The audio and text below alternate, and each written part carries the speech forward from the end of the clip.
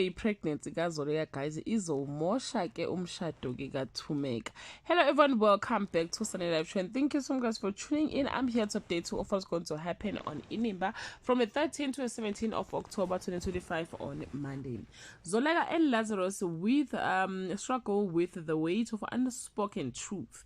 At Khusela, ambitions flare as rival cycling the same prize as Dice realizes Sydney's game have only just begun on Tuesday.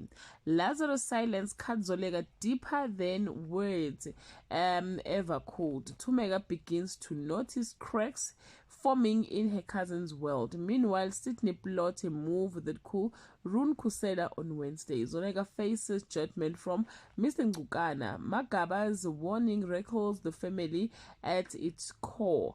Dice questions whether Sydney path would destroy them all on Thursday.